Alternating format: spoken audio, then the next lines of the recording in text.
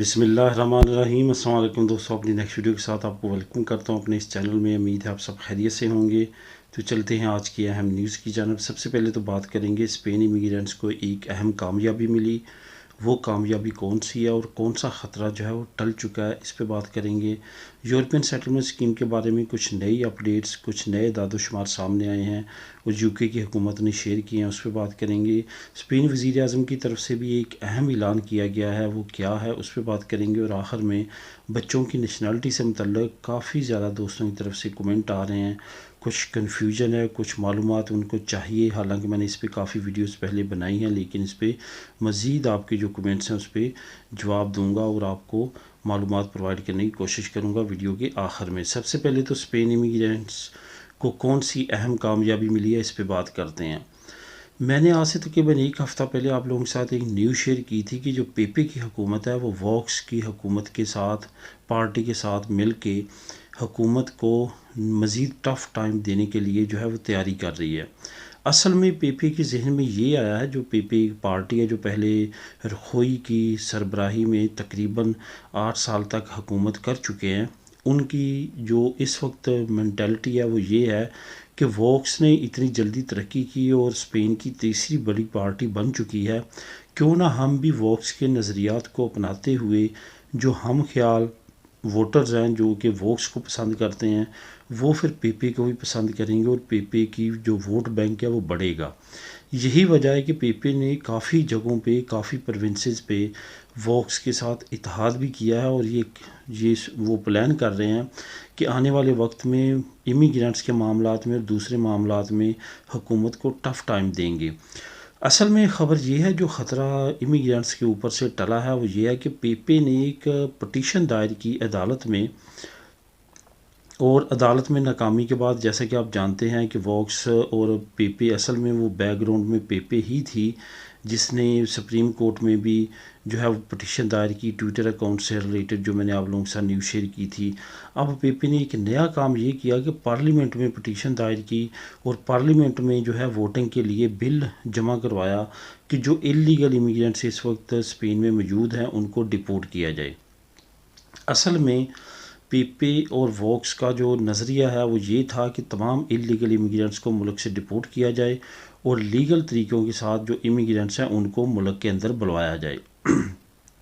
अब इस पे वोटिंग हुई है और वोटिंग के बाद अच्छी खासी नाकामी का सामना करना पड़ा है पेपे को, और बहुत कम वोट उसको मिले हैं इस बिल के हक़ में, और अक्सरियत के साथ ये बिल जो है ये रिफ्यूज़ और रिजेक्ट कर दिया गया है। असल में आपको मालूम है कि रखोई की जब 8 साल हुकूमत रही, उसमें इमिग्रेशन का जो प्रोसेस था वो भी स्लो रहा, इसके साथ साथ जो नेशनलिटी का प्रोसेस था वो भी इंतहाई स्लो रहा, ना होने के बराबर लोगों को नेशनलिटीज़ मिलती रहीं। लेकिन जब से ये हुकूमत पेशवाई की आई है, इसने नए इकदाम किए हैं, नए बिल पास किए हैं, नए कानून बनाए इमिग्रेंट्स को मज़ीद तहफ़्फ़ुज़ देने के लिए, और आपने देखा कि इनके दौर में काफ़ी ज़्यादा इमिग्रेशन के प्रोसेस भी तेज़ हुए और नेशनलिटी का प्रोसेस भी काफ़ी ज़्यादा तेज़ हुआ और लाखों की तादाद में लोगों को जो है इस पीरियड में नेशनलिटीज़ मिली हैं। अब ये जो जमातें हैं ये मिल के आने वाले वक्त में इमिग्रेंट्स के लिए मज़ीद प्रॉब्लम बना सकती हैं, क्योंकि दोनों जमातों को मिल के अच्छी खासी सीटें मिल सकती हैं। ऑलरेडी पेपे के पास ये दूसरी बड़ी पार्टी है स्पेन की, अच्छी खासी सीटें हैं, अगर साथ वॉक्स भी मिल जाती है और ये दोनों जमातें जो हैं मिलकर आने वाले वक्त में इमिग्रेंट्स से रिलेटेड कुछ ऐसे कवानीन बना सकते हैं जिससे इमिग्रेंट्स को आने वाले वक्त में मुश्किलात का सामना हो। लेकिन फ़िलहाल हुकूमत की तरफ से इनको टफ़ टाइम मिल रहा है और इनका जो भी बिल इमिग्रेंट्स के अगेंस्ट आता है उसको रिजेक्ट कर दिया जाता है और उसको बिल्कुल भी पास नहीं होने दिया जाता। सो अब पेपे ने जो बिल दिया था कि इलीगल इमिग्रेंट्स को डिपोर्ट किया जाए, वो बुरी तरह नाकाम हो चुका है। यूरोपियन सेटलमेंट स्कीम के वालों के बारे में भी कुछ नए दादोशुमार सामने आए हैं जो कि इंग्लैंड की हुकूमत ने जो है प्रजेंट किए हैं। उन्होंने कुछ दादोशुमार ये प्रजेंट किए हैं कि कौन से यूरोपीय मुल्क से सबसे ज़्यादा यूरोपियन सेटलमेंट स्कीम में लोगों ने अप्लाई किया है। जो सबसे टॉप पे रही है, जो इटालियन नेशनल लोगों ने वहाँ पे जाके अपना अंदराज करवाया है, वो इटालियन नेशनल है नंबर 1 पे, और जो दूसरे नंबर पे सबसे ज़्यादा आया वो स्पेन आया। स्पेन के लोगों ने दूसरे नंबर पे सबसे ज़्यादा यूरोपियन सेटलमेंट स्कीम में अपना अंदराज कराया। ये याद रहे कि जो ऑलरेडी वहाँ पे थे, जिनको स्टेटस मिल चुके थे और जो वहाँ पे ऑलरेडी काम कर रहे थे, वो इसमें शामिल नहीं हैं।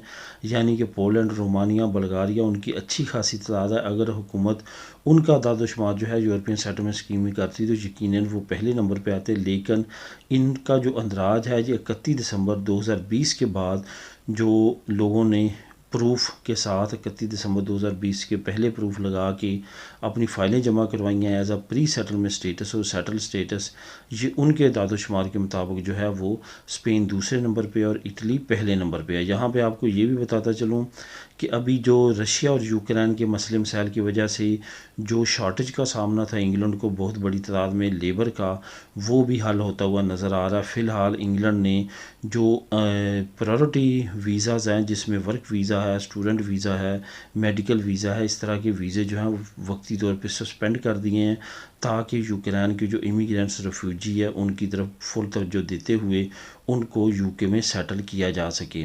इसमें आने वाले वक्त में अब क्या नई डेवलपमेंट यूके की तरफ से आती है यूरोपियन सेटलमेंट स्कीम को लेके या बाकी डेवलपमेंट को लेके, लेकिन फ़िलहाल यूके की तमाम तर तवज्जो जो है वो यूक्रेन के रेफ्यूजीज़ की जानब है कि उनको किस तरह से वो वहाँ पे सेटलमेंट उनकी करेंगे।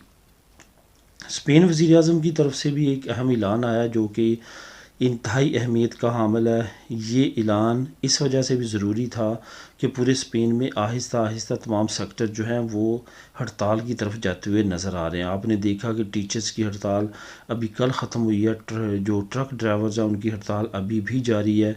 आने वाले वक्त में जो फ़िशिंग से रिलेटेड इंडस्ट्री है, जो फ़िशिंग करते हैं समंदर में जाके, उन्होंने भी ऐलान किया है कि वो अब फ़िश नहीं पकड़ सकते क्योंकि डीज़ल और पेट्रोल की इतनी ज़्यादा कीमत है कि वो फ़िशिंग के लिए हमारी जो कश्तियां हैं उनके लिए हमें एक्सपेंसिव पड़ती है।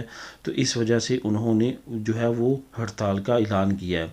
इससे काफ़ी ज़्यादा मसले मसाइल बढ़ सकते हैं। जो ऑलरेडी इन्फ्लेशन इतनी ज़्यादा है, ट्रांसपोर्ट बंद होने की वजह से तो खुराक की कमी हो सकती है और ये प्रॉब्लम आने वाले वक्त में मज़ीद बढ़ सकती है। इसलिए हुकूमत ने अहम ऐलान किया है कि 29 मार्च को इस महीने के आखिर में पानी का बिल, बिजली का बिल और साथ साथ गैस का बिल और इसके साथ साथ जो पेट्रोल, डीज़ल, जो भी इससे रिलेटेड तवानाई से रिलेटेड इंडस्ट्रीज़ हैं उनकी कीमतें जो हैं वो कम कर दी जाएंगी। लेकिन ये याद रहे कि हुकूमत की तरफ से ये नहीं बताया गया कि कितनी कीमतें कम की जाएंगी, लेकिन ये ऐलान कर दिया गया है कि कीमतें कम कर दी जाएंगी। अब देखते हैं कि 29 मार्च को कितनी कीमतें कम की जाती हैं। फ़िलहाल 2 से 3 सेंट जो है वो डीज़ल और पेट्रोल में कमी देखी गई है। जो आज से तकरीबन 2 से 3 दिन पहले डीज़ल और पेट्रोल का रेट था, उससे 2 से 3 सेंट जो है वो कम कीमत पे अब दस्तयाब है। अब बात करते हैं बच्चों की नेशनलिटी से रिलेटेड। काफ़ी दोस्तों की तरफ से कमेंट्स आए हैं। सबसे पहले तो आपको ये कमेंट आता है कि जब बच्चे का टाइम पूरा हो जाता है तो उस वक्त जो यहाँ पे बच्चे पैदा होते हैं उनकी नेशनलिटी का टाइम पूरा हो जाता है, तो उस वक्त जब हम उनकी नेशनलिटी जमा करवाते हैं तो किस तरह करवाते हैं और कितना टाइम लगता है, उसके बाद उनकी खुरामिंदो कैसे होती है, ये तमाम चीज़ों के बारे में काफ़ी ज़्यादा कमेंट आए हैं। जब आपका बच्चा यहाँ पे स्पेन के अंदर पैदा होता है तो जब उसको रेजिडेंसी कार्ड मिलता है, रेजिडेंसी कार्ड मिलने के 1 साल बाद आप उसकी नेशनलिटी ऑनलाइन जमा करवा सकते हैं। कोई भी बच्चों की नेशनलिटी कोई अलहदा से प्रोसेस नहीं है। जिस तरह बड़ों की ऑनलाइन जमा होती है इसी तरह बच्चों की ऑनलाइन जमा होगी। सिर्फ ये होगा कि बच्चों के कोई इतने लंबे चौड़े डॉक्यूमेंट नहीं चाहिए, सिर्फ उसका बर्थ सर्टिफिकेट चाहिए, वालदान के डॉक्यूमेंट साथ चाहिए, पदरोन चाहिए और वो अप्लाई हो जाती है। यहाँ पे आपको ये भी बताता चलूँ कि जब आप अप्लाई करते हैं उस वक्त ये बच्चे की रेजिडेंसी को 1 साल हुआ होना चाहिए, बच्चे की पैदाइश को 1 साल नहीं होना चाहिए। यहाँ पे लीगल तौर पे रहते हुए जो हुकूमत का लॉ है वो है कि 1 साल रेजिडेंसी हो, उसके बाद आप अप्लाई कर सकते हैं। तकरीबन 8 से 9 महीने 10 महीने आप 1 साल का जहन में रखें, बच्चों की नेशनलिटी पास होते हुए लग सकती है। अभी जो करंटली टाइम चल रहा है ये है, आने वाले वक्त में ये बढ़ या कम हो सकता है। इसके बाद जब पास हो जाती है तो आपने अपनी मुतल्लिका रजिस्टर सिविल में सीता लेना है। जिस तरह सेम लाइक आप बड़े लोगों की नेशनलिटी का सीता लेते हैं उसी तरह बच्चे का जाना ज़रूरी नहीं है, लेकिन दोनों वालिदैन का जाना ज़रूरी है। जो एब्सेंट होता है उसकी तरफ से एप्लीकेशन देना ज़रूरी है, है, एथोराइजेशन देना ज़रूरी है। वो जा सकते हैं, वहाँ पे कुछ डॉक्यूमेंट्स होते हैं, उनको साइन करने होते हैं। मैरिज सर्टिफिकेट जो वालिदैन का होता है वो लाजमी तौर पे टेस्ट होना चाहिए और साथ साथ ट्रांसलेट होना चाहिए। और उसके बाद जो है वो उसको जो है रजिस्टर सिविल में जब ओथ बच्ची का करवाते हैं, हल्फ करवाते हैं, उस वक्त उसकी ज़रूरत भी पड़ती है अगर आपका ऑलरेडी उस रजिस्टर सिविल में नहीं होता तो उसके बाद वो आपको बर्थ सर्टिफिकेट के लिए बता देते हैं और बर्थ सर्टिफिकेट 2-3 महीनों बाद आ जाता है बन के।